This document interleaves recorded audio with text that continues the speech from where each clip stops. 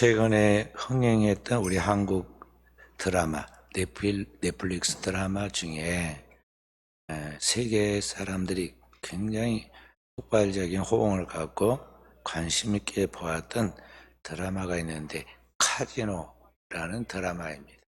1부, 2부에 걸쳐서 8부작으로 1부, 8부, 2부, 8부작 그렇게 해서 2시간 분량의 그 내용을 그렇게 나누어서 방영했는데 사람들이 그런 것들을 관심 있게 보았어요.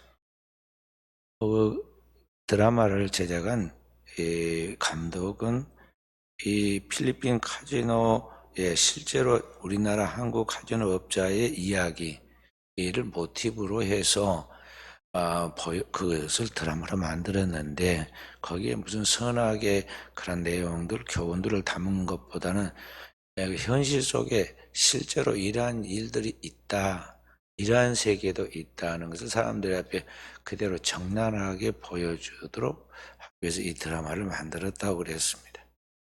그래서 그 드라마에 보면 우리 이 한국 사람이 이 차무식이라는 사람이 나오는데요. 우리나라의 배우였던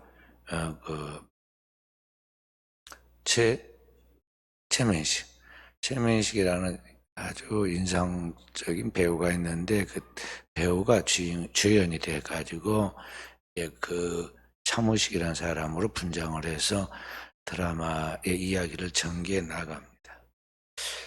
이 사람이 출신부터 그 어릴 때 어려운 삶 속에서 생활력이 강해가지고 어릴 때부터 돈 버는 것에 관심이 많았고 돈을 많이 벌기 위해서 장사하려고 그렇게 장사하는데 뛰어들다가 나중에 학원 선생 원장을 하다가 카지노 업계에 들어가게 되고 카지노에 손을 대다 보니까 필리핀까지 가서 이 필리핀 카지노 업계에 가장 큰 손이 되게 됩니다.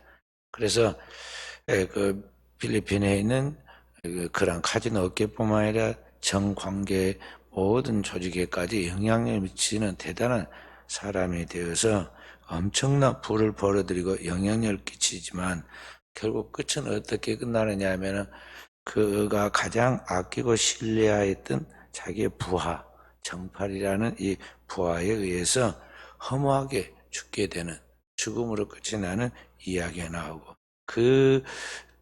그가 벌어놓았던 모든 돈은 또 이 가장 인간적으로나 그 어떤 인격적으로 거의 밑바닥 쓰레기와 같다고 그렇게 불리는 그런 사람이 도리어 차지하게 되는 그런 모습을 보게 되죠.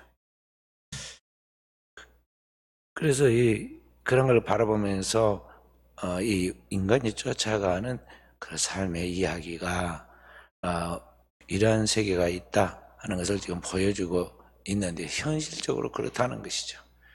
그래서 이 카지노 업계의 필리핀의 이야기뿐만 아니라 우리나라도 지금 정치적으로 볼 때 그래서 이거 치워버리세요. 안 보이니까.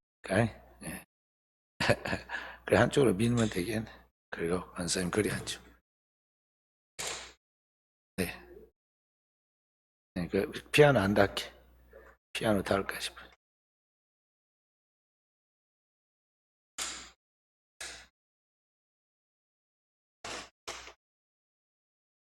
저 한쪽으로 쓸 때 되면 갖다 쓸게요.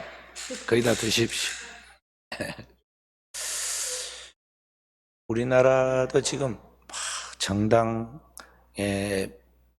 서로 편을 짜가지고 다투기도 하고 그렇지만 그게 다 이제 정치적인 실권 다툼인 것 같기도 하면서 그 내막은 누가 얼만큼 많이 그런 권력과 결탁해서 돈을 많이 버느냐 이러한 것들입니다. 그래서 우리나라에 지금 대통령 제1순위에 있는 모 의원은 매일 신문방송에 제1면을 장식하고 있는데요. 내용은 다른 거 아닙니다. 돈을 어떻게 모았고 어떻게 감추었는가에 대하여 그것을 찾는 사람과 그걸 방어하여 숨기는 사람이 서로 이제 그 상관관계를 가지고 우리에게 보여주고 있죠. 그 일에 있어서 그 돈과 관계되어 있는 사람들에 대해서 돈의 출처를 밝혀내려고 조사하다가 보니까요, 5명이나 자살을 했는데 아직도 끝이 나기는커녕 지금 더 본격적으로 조사가 진행되고 있는 것을 보게 돼요. 우리나라 사람들이 얼마나 돈이 많으냐 하면은 평균 한 사람당 4억 5천 정도의 지금 재산이 있는 것으로 우리나라 사람들이 지금 평균이 되어 있고, 그리고 국회의원 중에는 1,500억 이상 되는 재산을 가진 사람도 있고 500억 이상 되는 재산을 가진 사람도 몇 사람이 있고, 평균은 35억에서 40억 사이에 그 재산을 갖고 있다고 발표되었어요. 그런데도 불구하고 사람들이 만족하지 못하고 이 돈을 쫓아갑니다. 사람들이 왜 이렇게 돈을 쫓아가는가? 불나방이 그 불을 쫓아가되 왜 이렇게 돈을 쫓아가느냐? 이 사회가 돈으로 해결이 안 되는 것이 거의 없기 때문에 이 돈에 대한 절대적인 그러한 필요성을 알고 이 돈을 그렇게 좋아하는 것입니다. 돈만 있으면 죽을 사람도 살아나고 돈만 있으면 못할 것이 없다고 그렇게 생각을 하죠. 그래서 저 감옥 안에도 들어가 보면 그 교도소 안에도 역시 부자와 가난한 자가 딱 구분이 됩니다. 그래서 그 안에서도 돈이 없는 사람은 자기가 필요한 것을 못 이렇게 쓰기 때문에 거기에 누군가가 도와줘야 돼요. 그래서 우리가 밖에 있는 우리 교정위원들이나 또 그런 교회들이 그렇게 교도소 안에 가난한 사람들을 구제하기 위해서 영치금이라는 것을 넣어줍니다. 어떤 사람은 5만 원, 어떤 사람은 10만 원, 또 그냥 아무 관계도 없는데 좀 도와달라고 하면 10,000원 이렇게라도 보내주죠. 자, 그렇게 하는데 이 교도소 안에서도 돈만 있으면 죽을 사람도 살아나거든요. 돈이 있으면 거기서도 굉장히 왕처럼 대우를 받습니다. 그래서 교도소 안에서 무슨 말이냐면 돈이 있으면 죄가 있어도 죄가 무죄다. 유전무죄라 그래요. 그 다음에 돈이 없으면 죄 없는 사람도 죄가 거기에 이제 있다고 그렇게 판단되어서 뒤집어 쓰고 그 안에 있게 된다. 그래서 무전유죄라 그런 말을 하게 돼요. 그러니까 사람들이 이 돈이 얼마나 필요하고 중요하다는 걸 알기 때문에 돈을 소유하고자 몸부림을 치는데 일반 이렇게 순수하게 그렇게 하는 것 말고 아주 배를 비상한 방법들 다 쓰죠.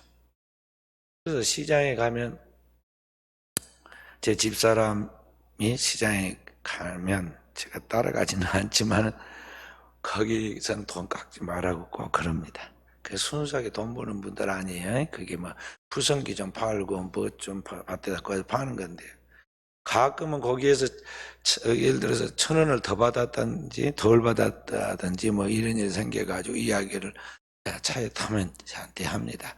그래서 그에 대해서 묻지도 말고 큰 돈들 만진 것에 비하면 그 아주 순수하고 순진한 것이니까 그냥 넘어가야 한다고 이야기를 합니다.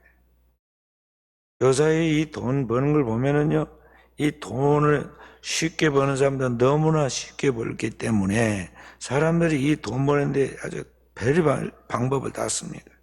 큰 돈을 버는 것은요, 정치와 결탁을 해야 하고 권력이 있어야 하니까 이 정치에 거기에 사람을 심고 또 사람을 거기에 투입을 시킵니다. 그렇게 해서 그 자기의 기업을 보호하려고 그러죠. 또 기업을 통해서도 여러 가지 다양한 기업의 이권에 참여해가지고 그 돈을 벌려고 하죠. 심지어는 이게 국가적인 차원을 넘어서서 국가 대 국가로 큰 돈을 확보하기 위해서 그래서 전쟁이 일어나는 거예요. 그냥 단순하게 전쟁하는 게 아닙니다. 그 배후에는 엄청난 돈에 대한 이권 때문에 큰 전쟁이 일어나고 이것이 이제 좀 더 커지면 세계 전쟁으로까지 발전했던 것입니다. 사람들은 이 돈을 벌려고 수단과 방법을 가리지 않아요. 그래서 처음 자랄 때는 얼마나 귀엽고 사랑스럽고 예쁜 아이고 소년입니까? 그리고 처음에 이 출발할 때 그 학생들, 그 순수한 학생들이 직장에 들어갈 때는 그 자신의 그 학창 시절 때 우정, 학창 시절 때 그 서로 가졌던 도덕과 윤리관에 대하여 그런 걸 다 중심을 갖고 바르게 해보려고 그럽니다. 그런데 그 순수했던 사랑도 우정도 신뢰도 다 저버리고 사회생활을 때가 타기 시작하죠. 그리고 심지어는 인생 마지막에 하나님 앞에 갈 걸 생각하고 하나님 앞에서만큼은 바르게 믿고 바르게 살아야겠다는 사람들도 이 종교 안에서 또다시 돈의 문제가 대두가 돼요. 그리고 돈으로 모든 걸 해결하려고 합니다. 그래서 이 교계에서도 이 참 부끄러운 문제가 이게 돈의 문제인데 그냥 단순하게 순수하게 그냥 A로 사람을 만날 때 뭐 자그마한 그 기념품 선물 하나 가져간 거나 같이 만나서 식사하는 정도는 그냥 우리가 다 통용되는 이야기고 말이죠. 이 사회에서 저건 아니다고 말하는 그 어떤 규범을 넘어서서 사람들이 소위 뇌물이라는 것을 주고받는데요. 사람이 똑같은 떡이라면 어디로 가겠어요? 큰 떡을 쥐어준 사람한테 가는 거예요. 그 큰 떡과 함께 큰 권력을 줘서 자기 앞으로 미래에 뭔가가 보장되는 쪽으로 기울게 되었고 있어요. 그래서 사람들은 그런 것들 아주 조직적으로 그걸 갖춰가지고 나아가게 되죠. 그래서 오늘의 우리 사회는 한마디로 물질 만능주의 사회가 되었어요. 그리고 우리나라에도 사람들이 돈을 많이 획득하기 위해서 국가가 앞장서 가지고 복권을 만들어서 사행심을 조장을 하죠. 국가가 관리해 모든 복권이라든지 또 담배가 몸에 얼마나 해로워요? 술도 얼마나 몸에 안 좋고 생활에 지장을 줍니까? 그래서 그러면서 음주운전 하지 마라 그러면서 술은 왜 팔고 국가가 그 세금을 왜 받아들입니까? 전부 다 국가가 관리해. 큰 돈 만질 수 있는 건 전부 다 국가가 관리하죠. 그래서 음주에서 어떻게든지 돈을 벌려고 세금 안 내고 돈을 벌려고 코인을 개발해가지고 지금은 그 코인, 비트코인을 비롯한 다양한 코인 이런 사업들을 하는데요. 이 순진한 그런 세계에 있어서 경제적으로 그냥 순진한 이 목회자들도 거기에 걸려 들어가지고 뭐라고 그러냐면 선교적인 그런 마인드로 앞으로 이렇게 저렇게 선교사들을 돕고 하나님의 일을 하기 위해서는 돈이 필요하고 또 노후에 생활해 가는데 그렇게 여유 있게 생활하려면 돈이 필요한데 그런데 도움을 주겠다고 그러면서 뭐 선교 코인이라고 해가지고 만들었고 쫙 뿌렸는데 거기에 줄을 서서 걸려 들어갖고 말이죠. 조금씩 그 생활비 받은 걸 다 털려버려가지고 여기저기서 그런 문제를 저한테 상담한 사람들 제가 봤어요. 저보고도 또 와라고 그래 초청을 해. 나는 순수하게 밥 먹자고 그런 줄 알고 내가 갔습니다. 가서 보니까는 뭐 무슨 선교 발표해야 한다는 등 뭐 어쩐다고 나중에 끝이 딱 보니까 뭐 봉투를 딱 따는데 거기 코인이 있고 코인이 뭐 몇 개씩 들어있는데 그게 뭐 돈이다는 등 어쩐다는 등 하면서 막 그래요. 그렇게 순진해요. 근데 그게 진짜로 이제 그게 뛰어가지고 그게 다 잃어버리고 좌절감을 느끼고 삶의 의욕, 목회적 의욕을 잃어버리고 그런 분들은 종종 봅니다. 드러나는 이 빙산의 일각이 그래요. 또 국가의 세금을 내지 않으면서 돈을 벌기 위하여 이 다단계 마케팅을 통해서 비상장 사업들 하는 것들이 또 줄이 섰습니다. 이 다른 것은 다 이렇게 들어가면 국가가 하나하나 조사가 다 세금을 내거든요. 근데 이렇게 나간 것은 세금을 안 내거든. 그러니까 그런 것을 여기저기서 다 벌려서 뭘 해요. 옛날에는 도박하는 사람들이 모여서 이게 도박하는 그 노름하는 집들 또는 방들이 있었어요. 그래서 뭐 산장이라든지 또는 어디 뭐 저기 뭐 바닷가라든지 어디라든지 딱 거기 모여가지고 도박을 했습니다. 그래서 도박판을 가서 덮치고 그랬잖아요.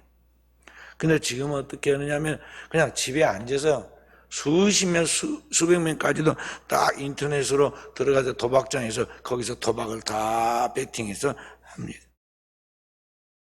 누가 잡아낼 수도 없고 잡을 수도 없어요. 이 가상세계 속에서 하는 것이니까. 이렇게 한 번에 일확천금을 노리며 밤낮에서 없이 이렇게 미쳐서 거기에 집중해서 보니까 나중에 어떻게 되냐면 중독자가 돼요. 우리나라의 중독자가 1,000만 명이에요. 1,000만 명. 그러니까 어린아이, 노인 빼버리고 나면 얼마나 중독자가 많습니까? 일본은 더 많아요, 또. 일본은 아예 집에서 밖에를 하루 내내 안 나가고 1년 내내도 안 나가고 계속 집에만 있는 사람이 몇백만 명이야. 몇백만 명. 히키코모리라고 하는데 아주 방에 딱 밖에 가지고 거기서 다 음식도 배달해 먹고 밖에를 안 나.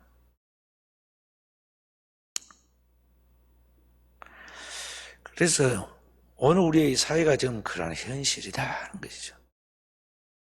정말 우리가 하나님 앞에서 이 분명한 그리스도인이 이 물질에 대한 부분도 하나님의 뜻이 무엇인가에 대한 명확한 하나님의 뜻을 알고 그 물질에 대한 기준을 세우고 오늘을 살아가지 아니하면 우리 또한 그런 세계 속에서 살고 있기 때문에 휩쓸릴 수 있고 한 번 넘어지면 일어나기 어렵다. 거의 일어날 수 없다는 것을 알고 이 부분에 하나님 뜻이 무언가 하나님 말씀이 무엇인가 잘 알아서 이번 성회 기간에 우리 사랑하는 성도들이 분명한 그리스도인의 물질과 재정관을 잘 확보해서 하나님 앞에 재정적으로도 세상에 꼴이 되지 않고 머리 되어 세상에 그 축복을 나누어주는 하나님의 쓰임받는 종들이 되어지기를 바랍니다. 어느 부부에게 어느 날 하나의 그 소포가 왔는데 아무런 보낸 사람의 메모도 없고 받신 주소도 없고 그런 선물이 배달되어 왔어요. 여러분이 그게 뭐냐면 당시에 그 도시에서 유행하고 있는 아주 인기 있는 그 콘서트 티켓이 들어있는 거예요. 그래서 야, 이렇게 비싸고 또 좋은 선물을 누가 보냈을까? 아무리 생각하고 또 생각해보고 또 아는데 물어봐도 자기한테 이 선물을 보낸 사람이 없어요. 보낼 만한 사람도 없어요. 그래서 부부가 머리를 맞대고 계속 생각해 보면서 연구를 해봤는데요. 절대 이 선물을 공연 티켓을 보낼 사람이 없는데 보낸 거예요. 고민하던 중에 날짜가 다가왔습니다. 그대로 지나가면 이제 티켓은 비싼 티켓인데 그게 이제 날아가 버리고 그렇게 손해가 막심할 것 같아서 이 부부가 결정을 했습니다. 이왕 준 거 누가 모르지만 고맙게 생각하고 써야겠다. 그거는 콘서트를 보러 가기로 했어요. 저는 부부가 야외에 나가서 이제 콘서트 그 구경을 자리를 딱 잡고 하게 되니까 설레는 마음으로 즐겁게 나가서 그 공연을 잘 재밌게 보고 돌아왔어요. 근데 집에 돌아오니까 온 집안이 난장판이 되었고 있어요. 집에 도둑이 들어와가지고 어떤 집을 뒤집어 갖고는 집에 있는 귀중품이라는 것은 돈 되면 다 가져가 버리고 아무것도 없어요. 그 책상에 메모 하나 남겨져 있어요. 이제 누가 보낸지 알겠지? 그렇게 그 하나 딱 써갖고 보냈어요. 세상에 공짜는 없는 거예요. 공짜는 없어요. 그러니까 우리가 어떤 여행으로 그렇게 해가지고 내게 그런 행운이 떨어질 것이다. 그런 환상, 잘못된 그런 상상을 결코 해서는 안 된다는 거죠. 세상에 공짜는 없어요. 성경은 일하기 싫은 자는 먹지도 말라고 그랬어요. 땀 흘려서 일한 대가로서 자기의 삶의 결과가 주어진다고 알고 성실하게 자기 인생 살아라, 그런 얘기. 그래서 성경은 이렇게 말씀합니다. 사도 바울이 받아서 전한 말씀이죠. 디모데후서 6장 9절 10절 말씀입니다. 함께 찾아서 읽어봅니다. 디모데후서 6장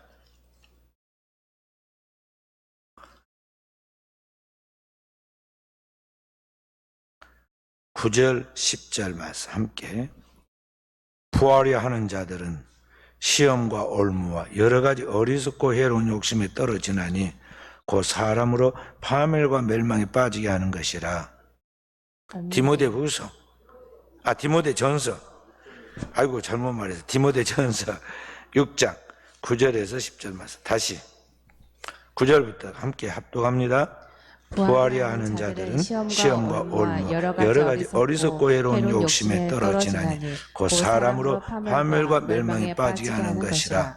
돈을 사랑함이 일만하게 뿌리가 되나니 이것을 탐내는 자들은 미혹을 받아 믿음에서 떠나 많은 근심으로써 자기를 찔렀도다. 아멘. 부하려고 하는 사람은 반드시 시험과 올무와 여러 가지 어리석고 해로운 욕심에 떨어진다 그래서 반드시 시험 든다는 거예요. 그래서 사람이 그걸로 인해서 파멸과 멸망에 떨어진다는 거죠. 그래서 돈을 여기 사랑하지 말라고 그랬어요. 돈을 사랑함이 일만하게 뿌리가 되나니. 그러니까 모든 악이 이 돈을 우상 삼아서 그 돈에 더 앞장세우고 거기에 모든 것을 우선순위를 두는 데 있다는 거죠. 이것을 탐내는 자들은, 그러니까 돈에 대한 욕심, 그게 탐욕이에요. 탐내는 자들, 미혹을 받아 자기도 모르게 그게 속는다는 거죠. 믿음에서 떠나 순수한 믿음도 변질시켜버리고 마는 게 뭐냐면은 그게 돈에 대한 욕망이라는 것이죠. 그래서 결국에는 근심으로 자기를 찔러내라. 사람이 한번 깨지고 이렇게 망가지고 나면, 돈 때문에 파산하고 나면 그때부터 그 상처가 이루 말할 수가 없다는 거죠. 그래서 우리가 뭘 알아야 하느냐면 이 온 우주 천지 만물을 창조한 하나님과 하나님을 경외하여 사랑하고 그 하나님의 말씀을 따라서 이 땅에 인간을 서로 마주보고 사랑하고 이 땅에 있는 모든 천지 만물에 창조된 피조물에 대해서는, 세계에 대해서는 그것은 사랑하는 것이 아니라 그것은 하나님의 영광을 위하여 다스리고 정복하고 그것을 누리라고 하나님이 우리가 주신 거예요. 그래서 그것은 두 발로 딱 딛고 서서 그것을 자신이 하나님의 영광을 위하여 하나님의 백성으로 품위 있게 살아가도록 하는데 필요한 도구이고 수단이라는 걸 알고 그것을 어떻게 잘 활용할 것인가에 대하여 이 모든 이 하나님의 창조 세계를 위임받은 하나님의 종, 청지기로서 이것을 관리할 책임이 있다 이 말이에요. 그렇지 않고 여기에 끌려가기 시작하면은 거기에 마음에 그런 혹해가지고, 미혹이야 이거. 혹해가지고 끌려가기 시작하면 한 번이 두 번 되고 두 번이 세 번 되고 나도 모르게 완전히 괴물이 되고 말아요. 그래가지고 완전히 이상한 사람 바뀌는 거야. 처음부터 여기 세상에 사기꾼이 있는 게 아니에요. 처음부터 이 땅에 돈 때문에 사람을 죽인 사람이 처음부터 툭 떨어져갖고 그런 살인자가 나온 게 아니다니까요. 인간이 조금씩 변질돼서 자기도 몰라요. 그러다가 완전히 어느 순간에 딱 사단이 들어가. 예수님의 수제자 중에 수제자가 누구예요? 가룟 유다예요. 그에게 예수님이 재정을 맡겼잖아요. 얼마나 그 당시에 주님의 은혜를 받은 사람들이 헌금을 하고 그랬잖아요. 그러니까 재정을 맡아서 최고의 신임 받은 사람이었어요. 그런데 그가 나중에 변질돼가지고 망했는데 성경에 그게 보면 요한복음 13장 2절에 그렇게 말해요. 마귀가 가룟 유다의 마음속에 벌써 예수를 팔려는 마음을 심었다 그래서. 그러니까 순식간에, 벌써라면 순식간에 마귀가 틈을 따가지고 가룟 유다의 마음에 돈 때문에 스승도 배반해야 할 그런 충동과 격동이 일어나고 자기도 뭘 그 짓을 하고 말하고 만 거예요. 영웅이 한번 일어나면 사람이 자기의 이성으로 제어가 안 돼요. 신앙으로 그것을 절제할 수 없다는 거죠. 이게 어느 정도냐면은 하나님과 맞먹을 정도야. 그래서 성경 주님은 우리에게 뭐라고 그러냐, 하나님과 재물을 겸하여 섬기지 말라고 그러는 거예요. 이 물질 문제에 있어서만큼은 절대 장담하지 말라는 거예요. 그러니까 이 물질 문제는 빨리 두 발로 다스리는 것을 훈련을 받아야 돼. 어릴 때부터 다스려야 하고 커서도 역시 방심하지 말고 계속 경건의 훈련을 통해서 이것을 철저히 다스려야 돼.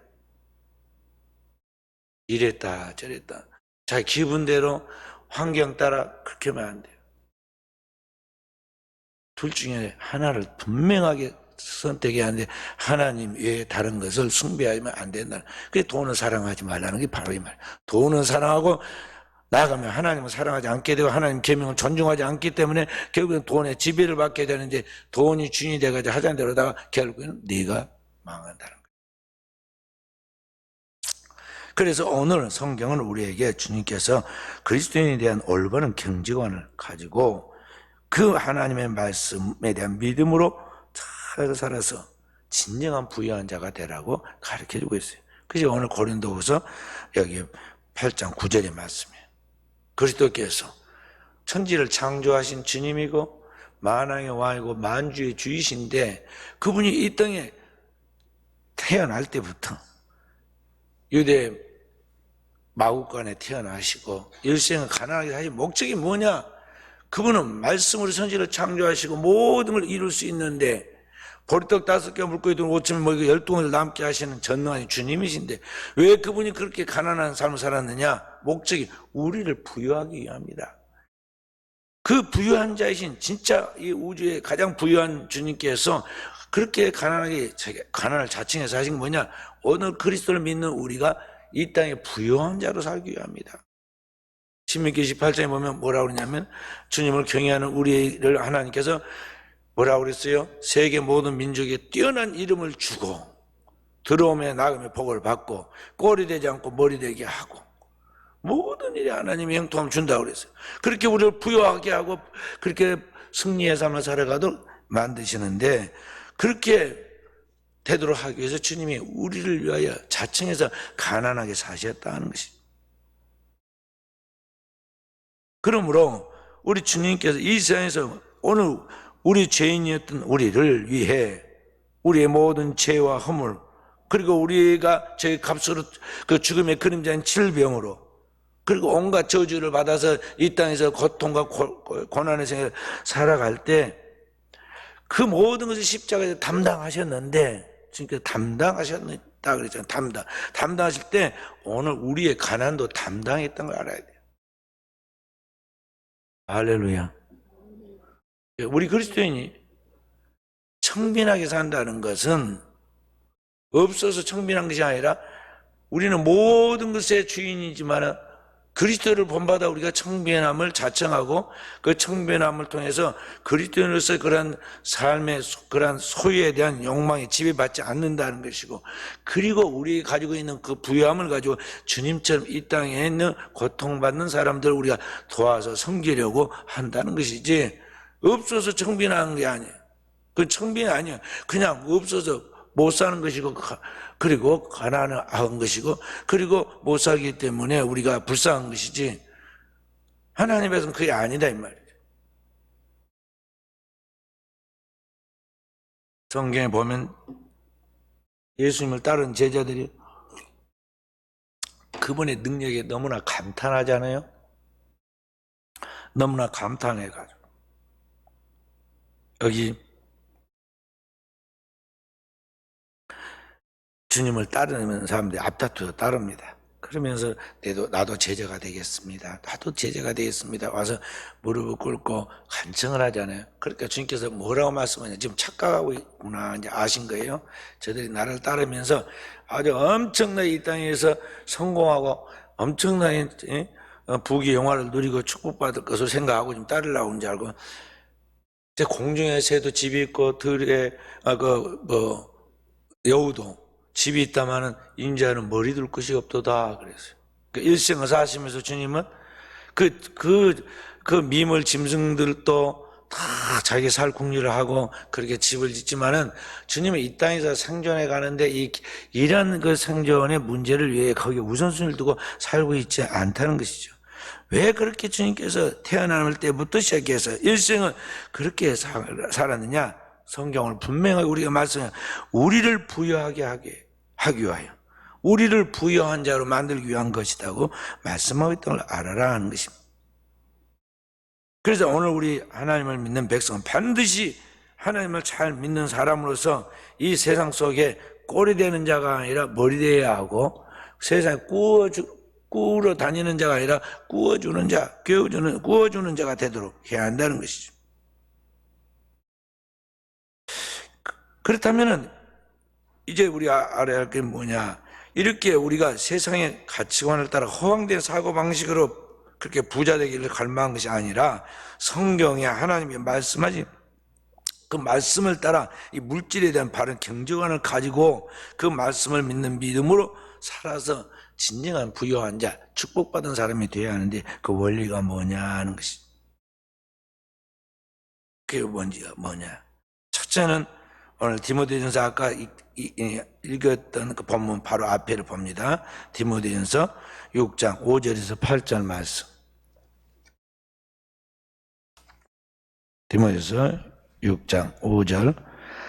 마음이 부패하여지고 진리를 잃어버려 경건을 이익의 방도로 세우는 자들의 다툼이 일어나느니라. 그러나 자족하는 마음이 있으면 경건은 큰 이익이 되느니라.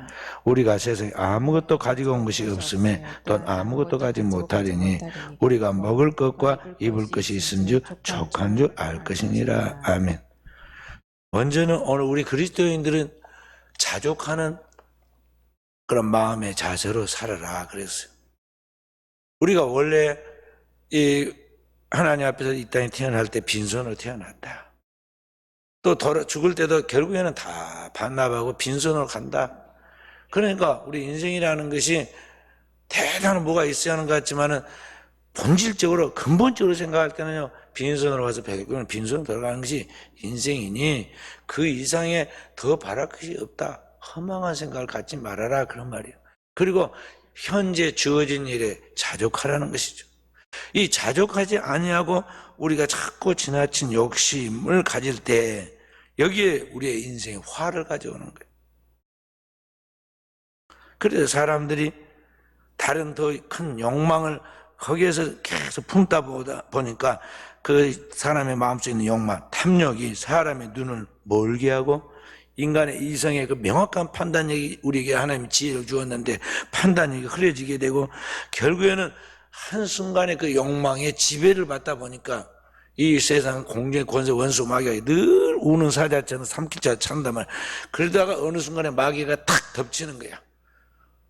사자가 먹잇감을 딱 낚아채듯이 원수 마귀가 누가 지금 내 밥인가 하고 노리고 있다가 결정적인 타이밍에 와가지고 탁 그를 낚아챈다는 거죠.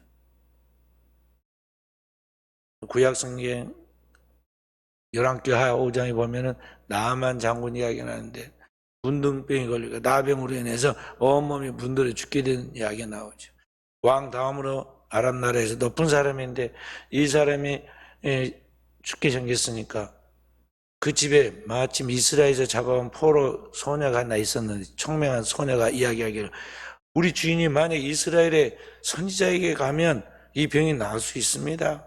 처음에는 애기 이야기라 허망한 이야기로 들었지만 이 아이가 맑은 눈동자로 계속해서 안타까워서 신념을 갖고 이야기를 하니까 지푸라기라도 잡는 심정으로 이 나아만이 열필 나귀에다가 보물을 가득 채워가지고 이스라엘로 떠났어요. 왕에게 가서 내 병을 고쳐주십시오. 그러니까 이스라엘 왕이 자기 옷을 찢으면서 이 무슨 해괴한 이야기냐. 이성의 나병은 천벌인데 어떻게 나병을 나보고 고쳐달라고 하냐. 이는 필시 저 아랍 나라가 우리나라를 엿보고 약점을 잡아 우리 치려고 하는 것이다. 막 그리고 내분이 일어났어요. 그런데 기도하는 선지자 엘리사가 기도하니까 다 보여. 또 영적으로 들려. 이스라엘 왕이 품위 없이 옷을 찢고 난리를 쳤다. 믿음 없이. 그렇다는 말을 듣고는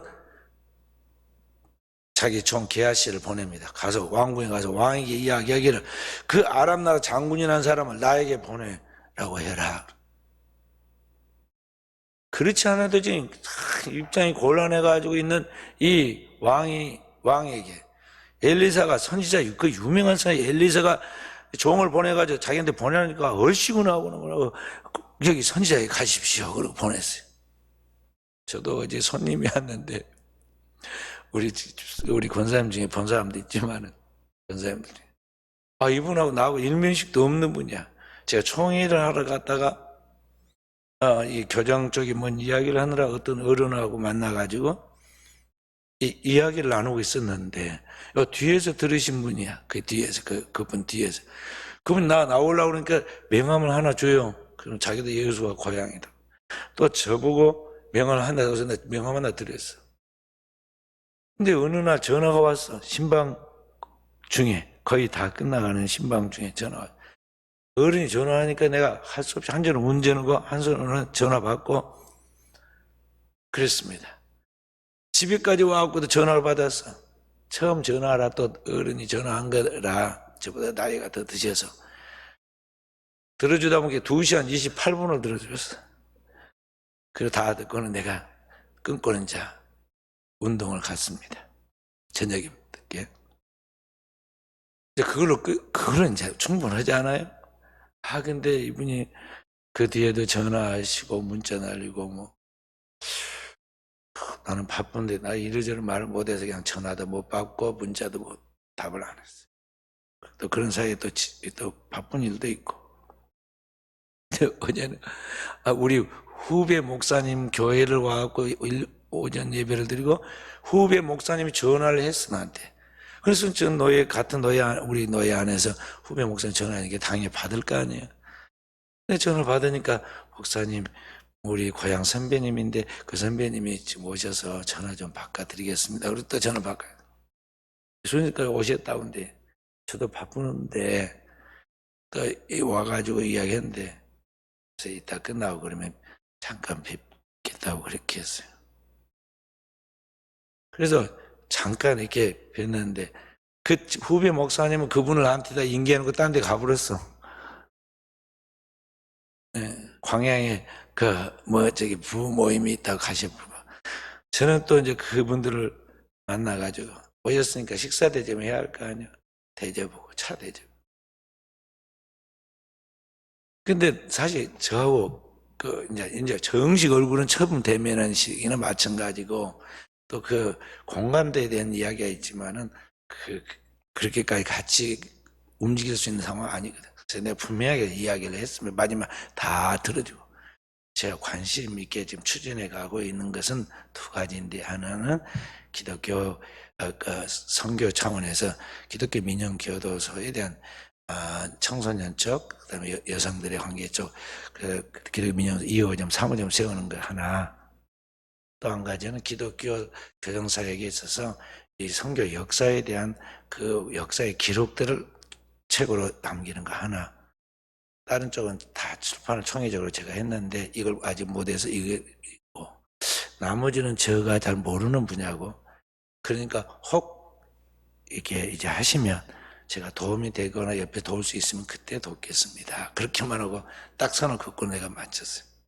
그런데 오늘 여기 이제 이스라엘 왕이 그랬다는 거죠. 입장이 곤란해갖고 있는데 자기 보고 나병을 고쳐주라고 그러니까 곤란했는데 마침 엘리사가 보내라고 그러잖아요. 내가 해결한다고 그러니까 어서 가라고 그러지 보냈어요. 옷을 찢다가 거기 왔는데 엘리사가 어떻게 합니까? 땀을 뻘뻘 흘리고 산에 올라온 그 나아만 장군에게 다시 산에 내려가서 저 요단강에서 7번 몸을 씻으라 그랬어요. 나보도 않고. 애기들 데리고 장난하는 것도 아니고 그래도 한 나라의 제일 높은 사람인데 왕나무로 높은 사람인데 자기를 갖다가 이렇게 무시하고 나와서 막 두 손을 들고 여호와 이름을 부르면서 뭔가 기도를 해줄 줄 알았더니 나오지도 않고 방에서 종한테다가 이야기를 한단 말이에요. 그러니까 막 처음에는 화를 냈어요. 그러다가 또 총명한 신하가 옆에서 말합니다. 아니, 뭐가 그게 어려운 일이고 잘못됐습니까? 가서 시찰하지 않습니까? 그보다 더한 거 시키면 안 하려고 했습니까? 빨리 가서 씻으십시오.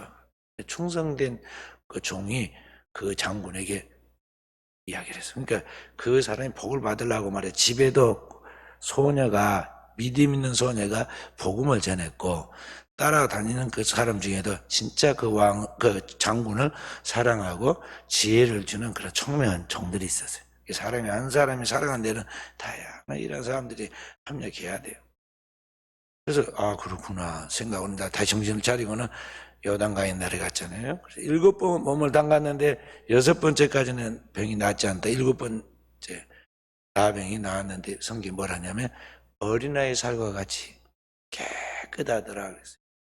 이 나이 먹은 사람이 그또 나병까지 앓은 사람이 얼마나 몸이 흉측하겠어요. 그런데 어린아이 같이 아주 좋은 새 살이 딱 이렇게 나왔다는 거예요.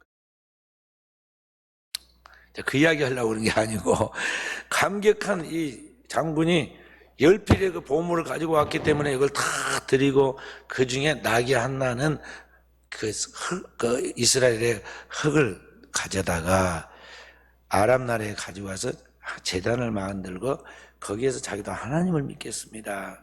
이렇게 이야기를 했거든요.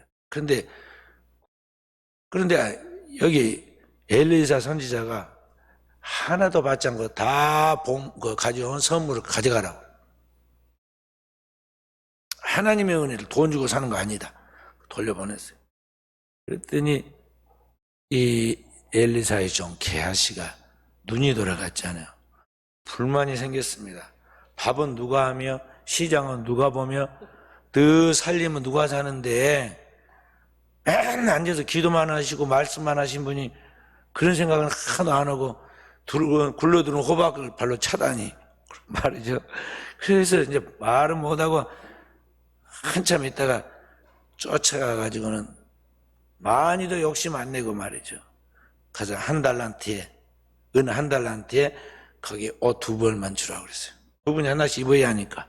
그래서 한 달란트는 생활비지 않아요? 그러니까 강권해가지고 아이고 2달란트를 가져가라고 그러고 옷에는 보냈어요. 그런데 어떻게 됐어요? 엘리사 선지자가 안 모르는 것 같죠. 육신의 눈으로. 기도하나 보니까 영적인 감각이 탁 다가오는 거예요. 가슴이 찌릿하면서. 이게 뭐지? 다시 또 기도하니까 딱 보여. 엘리사가 뛰어가서 거기 가서 돈 받는 거 보여. 하지 말아야 해서 은혜를 갖다가 그냥 헛되게 만드는구나. 그래서 막 화가 났어요. 들어와서 모른 척하고 있는 게하시에게 엘리사가 그러잖아요. 너 어디 갔다 왔느냐? 아무데도 안 갔습니다. 그 사람이 마차에서 너를 만날 때 내 가슴이 뜨거워졌지 않느냐. 그래서 탁 준 거를. 그러면서 나만 있는 나병이 너에게 옮게 될 것이다. 그 말이 떨어진과 동시에 그냥 온몸이 눈을 맞듯이 말이죠. 하얗게 되고 말았어. 그래서 순간 그렇게 마귀가 틈을 탄다 이 말이죠. 인간의 욕심. 그건 어떻게 보면 타당한 이야기잖아요. 돈이 없는데 돈도 안 주면서 자기는 그만한 또 믿음의 수준도 아니야 그 게하시는. 그런데 돈도 안 주면서 굴러 들어온 돈도 안 받아가지고 더 어렵게 하니까 자기라도 생활비를 모아야 할 거 아니야. 그러니까 그게 어떻게 보면 인간적으로 생각할 때는 타당한 그런 일인 것 같지만 하나님의 복음적인 영적 차원에서 볼 때는 하나님의 은혜를 헛되게 만들었단 말이죠. 그래서 사단이 그렇게 틈을 타요. 게하시약이 틈타듯이 가룟 유다에게 틈을 타듯이 오늘의 현 시대 우리에게도 이 물질의 문제가 그러하다는 거예요. 그래서 주님은 우리에게 뭐라고 오늘 여기 말씀하고 있습니까? 우리에게 먹을 것과 입을 것이 있은즉 족한 줄 알지니라 그랬어요. 그러니까 지금 입을 옷 한 벌 입고 그 다음에 오늘의 일용할 양식이 있어서 당장 굶어 죽지 않으면 된 줄 알고 뭐 새가 저축해 놓고 살느냐 그러지 않지 않느냐. 뭐 저 백합이 두 벌로 만들어 놓고 교대로 입느냐? 그렇지 않지 않느냐? 그러니까 있는 현재 족하게 여기라. 그걸 뭐라고 하냐면 자족하는 마음, 자족이라고, 자족. 그런 의미에서 볼 때 오늘 여러분과 저는 어떠합니까? 옷이 너무 옷장이 많아서 어디 골라갖고 저거 언제 저 정리하고 저기 헌옷 거석에다 갖다 처리할까? 아주 또 쌩쌩한데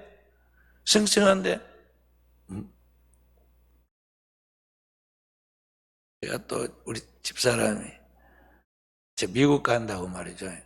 몸 바지를 19,000원인가 20,000원인가 주고 사다가 갖고 왔어요. 요것은 여름용이 뭐 이거 그린다고. 내가 처음에는 아니 뭐라고 그런 것을 사갖고 왔는데 또 그랬어요. 아니 사다 준 걸 갖다 자꾸 뭐라고 그러냐고. 그러지 말라고 나보고 그래요. 나는 내가 자꾸 하는 얘기면 아니 사람이 옷을 결정하지 옷이 사람을 결정하냐. 맨날 그 이야기를 한단 말이죠. 차가 사람을 결정하냐 사람이 차를 결정해. 그런 껍데기 보고 사람을 평가하는 사람은 좀 모자란 사람들이나 허황된 사람들인데 영양가 없는 사람들이지. 내가 이제 늘 그 이야기를 했단 말이에요. 본질적인 이야기인데 그랬는데 그래요. 사실 많아 우리가. 근데 옛날에 우리나라가 옷이 없어가지고 저기 미국에서 구호품이 들어오면은 그 구호품을 가지다가 입고 이게 이제 물이 탈색이 다 되면 뒤집어 갖고 다시 그 우라카이라고 일본 말 뒤집어 다시 또 해가지고 그걸 입고 그리고 사는 시대도 있었는데 있는데 지금 사람들 얼마나 옷이 많아요.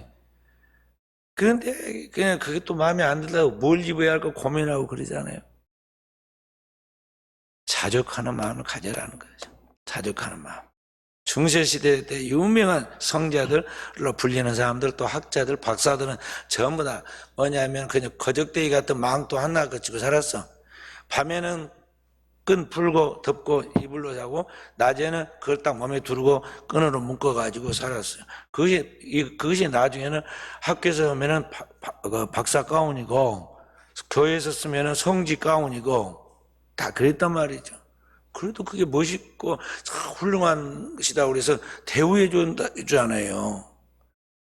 근데 오늘날의 사람들은 옷이 날개니 뭐니 하면서 좀 지나치죠. 오늘 성경 분명히 첫째는 그리스도인의 경제적인 그런 자세에 있어서 첫째는 하나님이 주신 것에 현재에 만족하고 자족하는 마음을 가져라 하는 것이죠.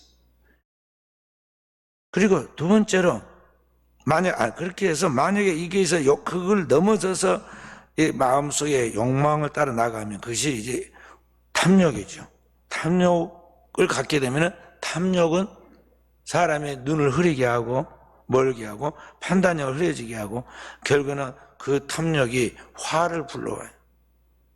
이제 인류를 망하게 했던 아담과 하와가 타락한 이야기 창세기 3장 6절에 보면은요.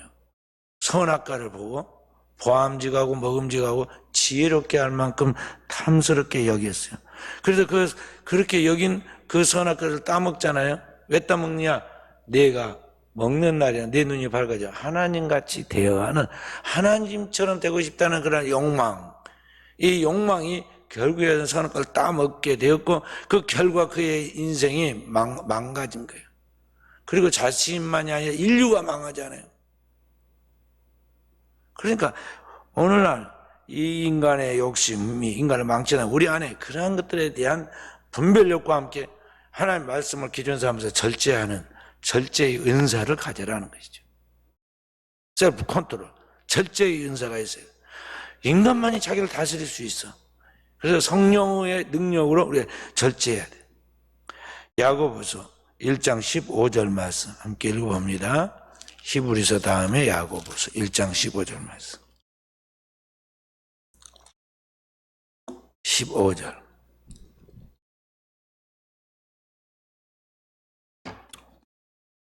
14절부터 15절. 오직 각 사람이 시험을 받는 것은 자기 욕심에 끌려 미혹됨이니 욕심이 잉태한즉 죄를 낳고 죄가 장성한즉 사망을 낳느니라. 아멘. 모든 사람이 시험 받는 것은 뭐냐면 자기 욕심 때문이다.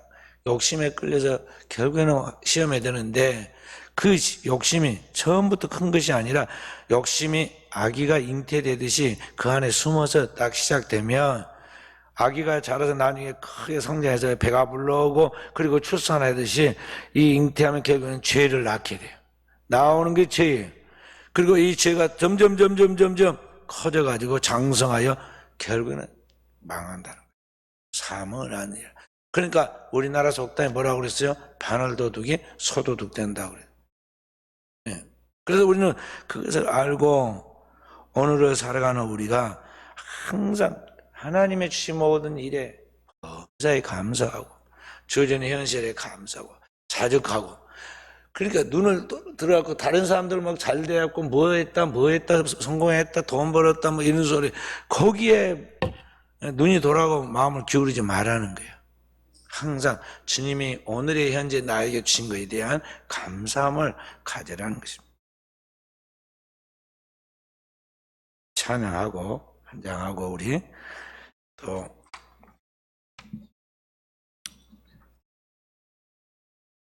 나가도록 하십시다. 28장 찬송가 28장 함께 부릅니다.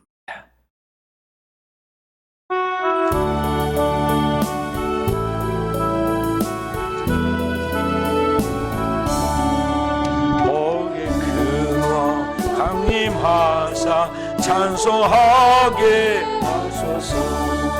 한량없이 자비하시 증량할 길 없도다. 천사도 찬송가를 내게 가르치소서. 구속하신 그 사랑을 항상 찬송합니다. 주의 것이 도움받아 이때까지 왔으니 이와 같이 천국에도 이르기를 바라네. 하나님의 품을 떠나 죄에 빠진 우리를 예수 구원하시려고 보혈 흘려주셨네. 주의 귀한 은혜 받고 일생 빚진 자이네. 주의 은혜 사슬 대사 나를 죽게 매소서. 우리 마음은 연약하여 범죄하기 쉬우니 하나님이 받으시고 천국인을 지소서.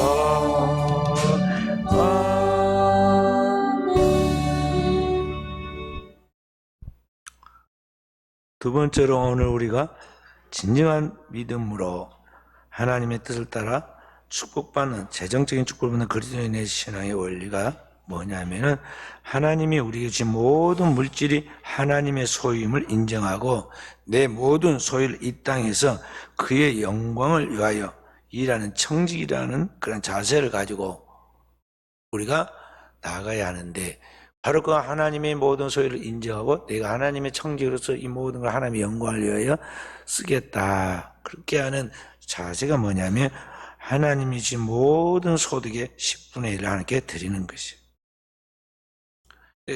11조는 모든 것이 하나님께로부터 와서 하나님의 영광을 위하여 쓰여지도록 하나님이 주신 것이라는 것을 인정하고 그렇게 살겠다는 그런 신앙의 고백적인 차원이 그 차원적 응답이 뭐냐면 소득의 10의 1조예요. 그래서 우리 그리스도인들은 반드시 하나님 앞에 소득의 10의 1조를 드려야 돼요.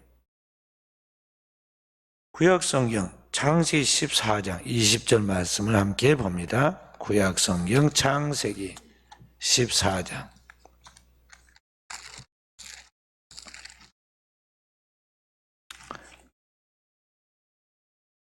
함께 읽습니다.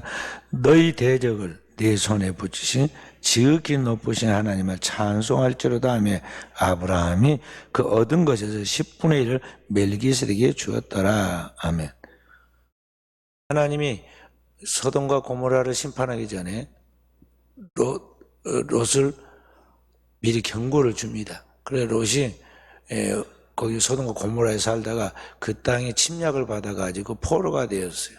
그래서 그가 죽게 생겼는데 그의 삼촌인 아브라함이 자기 집에서 길러온 그 종들 318명 이끌고 이 엄청난 5개의 연합 부족이 형성되어 있는 그 연합군대를 추격해가지고 가서 깨뜨리고 전쟁에서 승리를 합니다. 그럼 모든 소유를 다 끌고 와가지고 거기 쫓아가는 군사들이 먹은 거 외에는 다 돌려줍니다.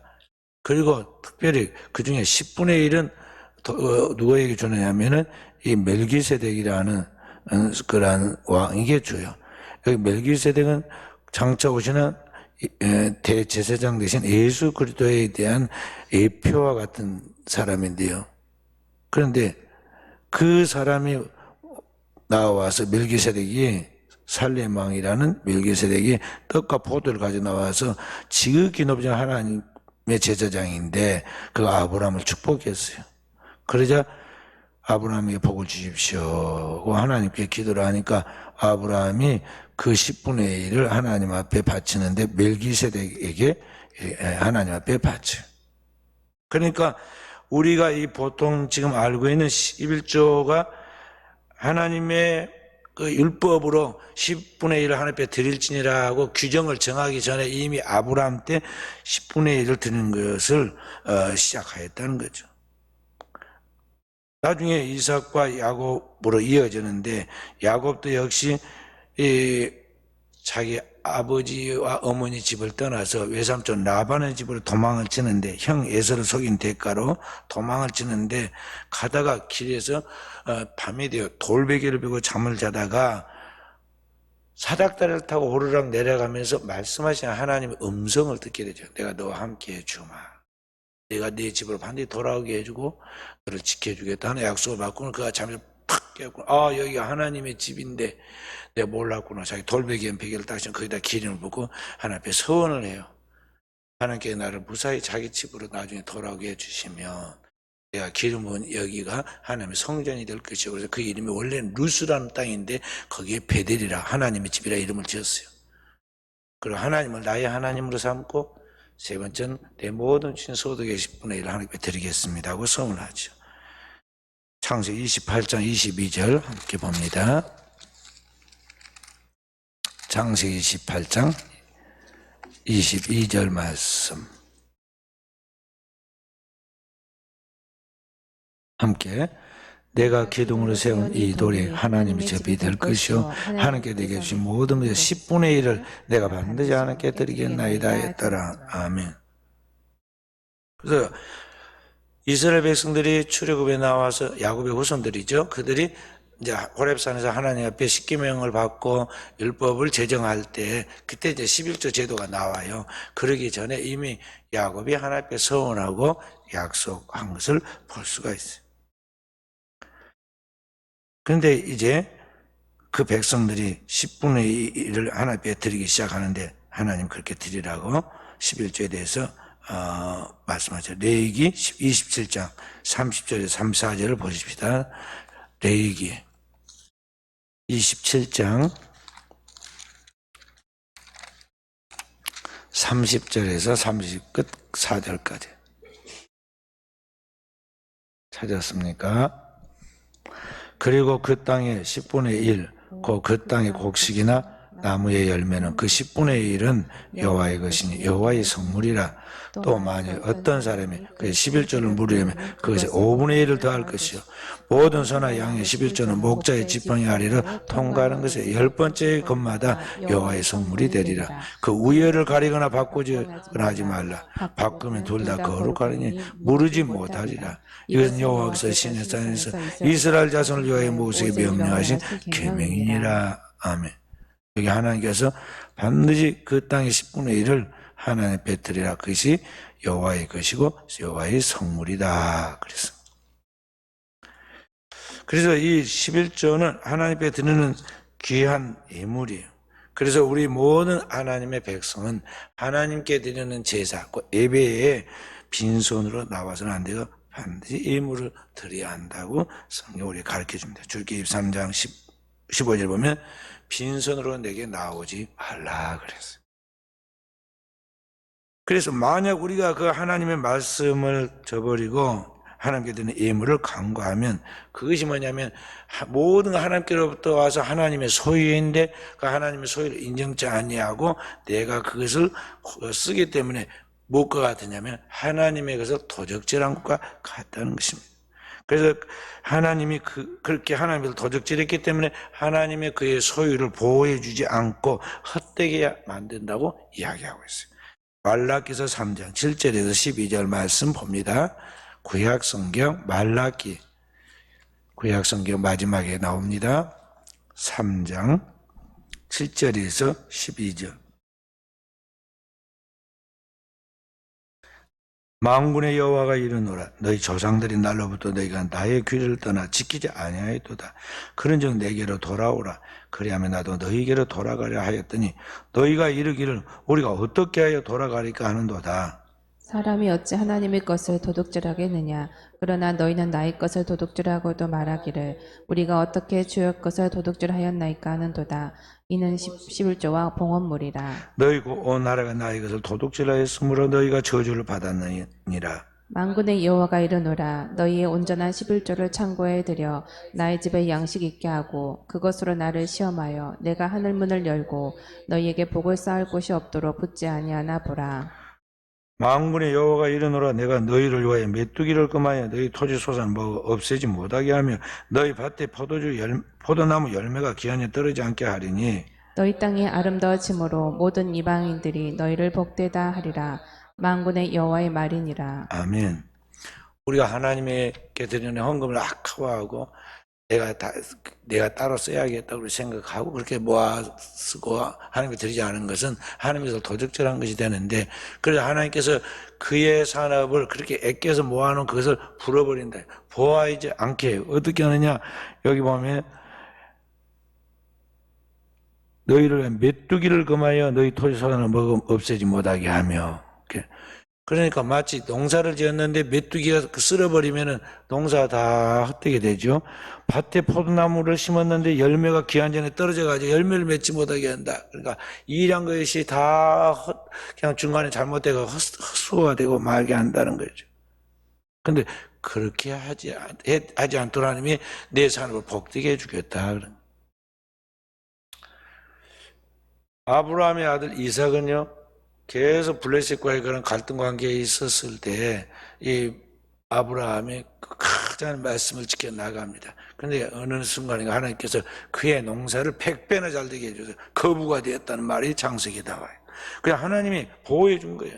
메뚜기를 금하고 기한 전에 곡식이 떨어지지 않게 만들어준 거죠. 항상 문제가 뭐냐면 이런 하나님의 보호를 받지 않는 거예요. 하나님을 믿지 않고 하나님이 아닌 다른 것을 숭배하게 나간 북한은 똑같은 우리나라 땅덩어리와 기후에 있는데, 이 나라는 맨날 저기 홍수가 나거나 흉년이 나거나 기근으로 안 되잖아요. 매년 농사가 안 돼. 그냥 우연히 그런 게 아니야. 하나님 말씀을 그대로 응한 거예요. 우리나라에 하나님 있는 백성들이 하나님 앞에서 어릴 때부터 11조를 하나님께 바치고 하나님께 봉헌의 예물을 바치고 그렇게 하니까 이 땅을 하나님이 기름지게 한다는 말씀대로 우리 민족 똑같은 한반도인데 우리 민족에는 얼마나 풍요가 넘쳐가지고 쌀 좀 소비하겠는데 쌀을 소비 안 해가지고요. 요새 어떻게 합니까? 대학생들 아침밥 먹게 하려고 1,000원 줍니다. 1,000원만 주면 아주 식판에 그득하게 영양가 있는 음식을 차려줘요. 1,000원. 그래도 안 먹는 학생들이 있어. 그래도 안 먹고 그냥 이렇게 빵도 갖다가 던져버리고 우유도 던져버리는 아이들도 있다고요. 그만큼 우리나라가 지금 잘 사는데 하나님이 보호해 주시는데 이게 보호해 주는 것이 없으면 아무리 해도 안 된다는 거죠. 돈은 없는 저 북한이 저희 한 발에 2천억 정도 되는 미사일을 팡팡 쏘아버려요. 지금 몇십 발을 쏘았어. 굶어 죽는 사람이 1년이면 10분의 1이 굶어 죽는데 저게 그런 짓을 하고 있다고요. 그러니까 하나님 없이 살아온 인생들이 그 축복의 원리를 모르고 인간의 생각을 따라서 제 멋대로 그렇게 살다 보니까 인생의 삶이 그렇게 고달프고 허무해진다는 것이죠. 그래서 오늘 하나님의 진정한 축복을 받으려는 우리 성도들은 그동안 내 삶이 왜 열매가 없는 빈 껍질만 가득한 삶이었는가를 잘 하나님 말씀의 원리 속에서 알고 우리 주께서 우리에게 주신 이 하나님의 말씀처럼 하나님 앞에 합당한 예물을 드리고 하나님 앞에 진정한 예배의 성공자가 되므로 하늘의 신령한 복과 땅의 기름진 복을 받는 축복의 주인공들이 다 되도록 해야겠습니다. 시편 96편 8절 말씀 함께 읽어봅니다. 시편 96편 8절 말씀.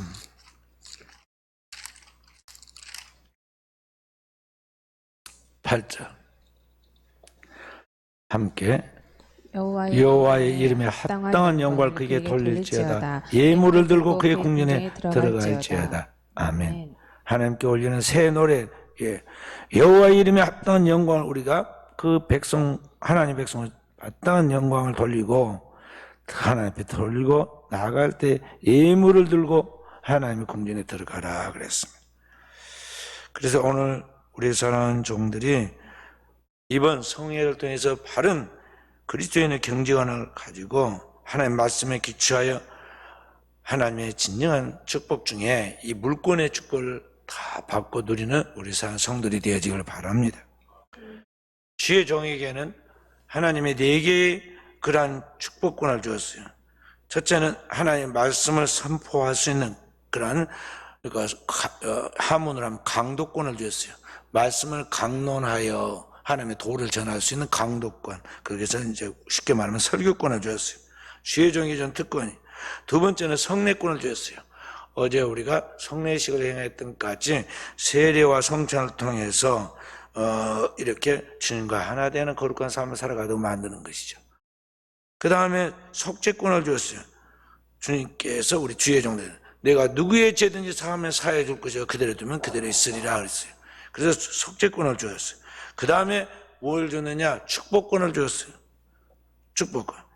그러니까 우리에게 필요한, 인간에 필요한 영적인 권능, 영권, 그 다음에 사람들 관계에서 형통하게 나가는 그러한 인권, 그리고 오늘 모든 환경 가운데서 하나님께서 우리에게 일용할 양식과 필요한 모든 것을 공급할 수 있는 그러한 축복권을 줬단 말이죠.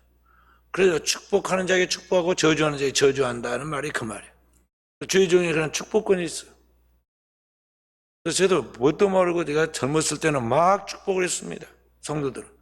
그때 이 문제가 뭐냐면 내가 해보니까 수준이 안 됐는데 물질적인 축복을 받고 나니까 이게 교만해져 버리고 안일해지고 이제 물질을 막 꽉 쥐고 있으면서 마치 누군가가 자기 물질을 빼앗아 가려는 것 같이 교회 와서 웅크리고 있어가지고 이 물질에 대한 이야기를 선포하거나 경계를 시키면 싫으라고 그러고 막 거스려요. 그러다 나중에 뛰쳐나간 것도 봤어요. 그게 아니구나. 하는 게 너무나 사는 것이 초라하게 권위 없게 목회자가 볼 때 하나님의 그 백성이 당당함이 있어야 하는데 이 물질의 종이 되고 질질 끌려다니는 게 너무 짠해가지고 말이죠. 계속 축복을 했더니 12만 원, 120만 받은 이렇게 11조 11만 원 사람이 100만 원 넘게 11조를 하기까지 축복을 받아. 근데 문제는 10만 원일 때는 막 공선하고 막 은혜를 사모하고 충성을 하더니 100만 원 넘게 이제 11조를 하니까는 이게 교회도 지각해버리고 신앙을 똑바로 안 하고 말이죠. 그래서 그렇게 하면 안 된다. 삶의 우선을 바꾸지 말아라고 그러니까 안 들어버려. 한 걸음 더 나은 게 이제 문제를 일으켜요. 그래도 그게 아니구나. 철저하게 제자훈련을 시켜가지고 수준이 됐을 때 축복해줘야겠다. 제가 이제 목회를 하면서 경험을 한 거예요. 그래서 자꾸 우리 성도들한테 제자훈련을 받으라 온 겁니다. 사람이 변한 거 한순간이야. 그리고 수준이 안 된 사람에게는 그걸 주면 그게 또 지혜가 아니에요. 어린아이가 큰 돈을 가지고 가면 목숨이 위태해질 거 아니에요? 사고가 납니다. 어린아이가 칼 가지고 다니면 위험합니다. 다칠 수가 있어요. 그러듯이 그 분량과 수준에 따라서 하나님의 축복을 받아야 하는데, 이 물질의 문제만큼은 자칫하면 순서가 뒤바뀌어서 물질을 발로 밟아야 하는데 머리 위에다 뒤집어 쓰고 하나님을 그 물질을 받기 위한 이용으로 하나님을 이렇게 믿을 때 이게 문제가 생기는 거예요. 그래서 이런 것들이 교회를 통해서 바로 가르침을 받고 우리 성도들이 오직 말씀이 가르치는 그 진리를 따라서만 나아가도록 할 때 우리 성도들이 어디에 이르든지 주께서 우리에게 말씀하신 거지. 너는 복의 근원이 될지라. 아브라함에게 준 축복이 오늘의 시대 우리의 축복이 되고 이스라엘 백성들에게 모든 민족의 뛰어난 이름을 주고 그 말씀은 그 축복들이 우리에게 나타나게 된다는 것을 알고 그런 축복을 받기에 부족함 없도록 그런 축복을 받아도 결코 자르나 우러나치거나 흔들리지 아니하도록 또 저와 우리 사는 성들이 깨어서 준비하여 하나님의 영광 누리는 종들이 되어지기를 주님의 이름으로 축원드립니다.